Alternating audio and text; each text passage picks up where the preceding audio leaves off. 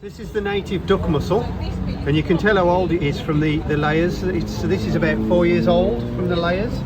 This is the zebra mussel from Asia.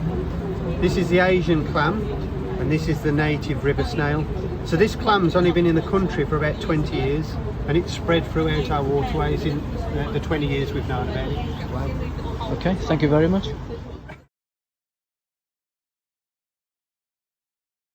So you've got your ground paddle, which is inside the culvert. The paddle at the top, once you wind it up, it'll lift the paddle up, lets the water through, drops down into a chamber, and then it'll come into this forebay underneath the ground and then drop into the lock, where you'll see the holes in the lock. So the holes in the lock will always be under the water line as well. Yeah. They will. And then on your lock gate, you normally have what they call a gate paddle. So when you lift the gate paddle up, it lifts up a sluice, it comes out and hits this rubbing plate in the middle, and then it deflects the water off to the sides of the lock. So if you didn't have that rubbing plate there, it would just shoot straight out into a boat of wood. That's what the rubbing plate's there for. Wow. On the side of the lock where the gate meets up, they're called your coins. There's two, one either side. When your coin finishes, across the bottom, the ledge, that's called your sill. So on the gates, you've got rubber what goes around, down the coin, across the sill, the coin. When the water pressure falls up against the gate, it does that seal. That's why you don't get no. And I see, of course, of that was 1925 that was put down there. Yeah. So a lot of the coins on this section, them are cast coins, they never move. So some places, then wooden on some locks, and obviously we replace them over time with it. Yeah. So the bottom gate, you say there's that's a mitre gate. So they're your bottom mitre gate down the bottom. Yeah. Right. Thank you. They work in the same way. They've got gate paddles, but there's no ground paddles down the bottom. Right. Thank you.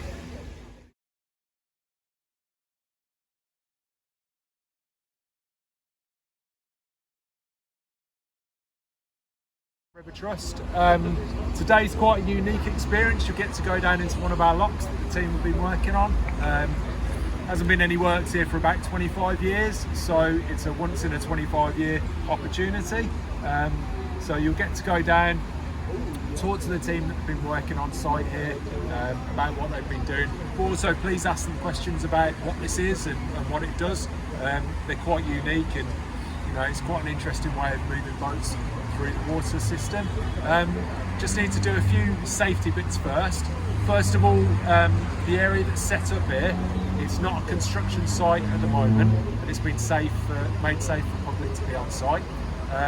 But it does mean that the area that you're going into is classed as a level 1 confined space, and that means that we need to measure the air that's down there in the atmosphere.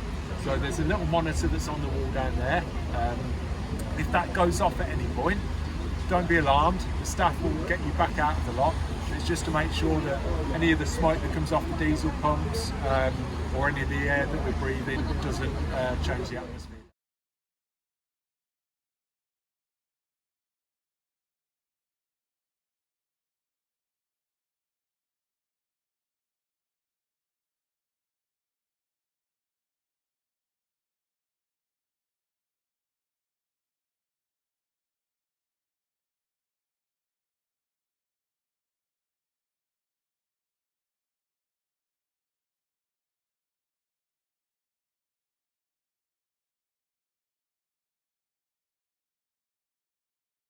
Standing, see how worn away the gates are there? They're all terribly sort of wooden. That's through, as I say, boats and water. So what we've done is we've routed out the gates. We've used oak liners in the gates, sunk them in, and then we've routed out down the edge. It's called the coin, but hinge if you like on that side. We put rubber seals in.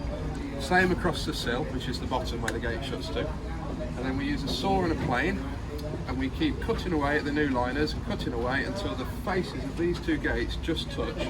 Lovely. And when they just touch, and all the seals just touch. We use a hacksaw blade as like a feeler gauge. When they all touch, then the gate's waterproof again. The bottom of the gate, because they're very old, all the wood, the mortise and tenon joints of the wood have rotted away, become damaged. And when the bottom one comes apart, all of the vertical planks of this gate become loose, and all the structure of the gate is completely compromised. They're kind of loose, hanging down like that. So what we do is we use some jacks, we lift it up, we get everything back more or less where you want to be, and then we use these steel plates, which are about 6mm steel. So with these bolts, which are about 18mm thick bolts, we put one on each side. We sandwich them together, which has two benefits. First one, if the gate's bowed like that, you tighten them up using a great bar and a scaffold behind it, and it brings the gate square again. It kind of goes, and you get the wood flexing. And then also, each plank, and then one across the bottom, has got the bolts going through it. So every component of that gate is now tied together by that big steel plate. So it's not going anywhere anymore. And then we put a new paddle set, which has gone plastic in about the last 10 years or so on, just as a matter of course really. So yeah, so when we've done all that, you've sealed the gate, you've got no more water leakage, you've got no chance of the gate bowing anymore, or you've got no chance of the bottom coming off and the gate flexing. And that's all we do. That's what we've done on this job. But all of that takes longer than you might think.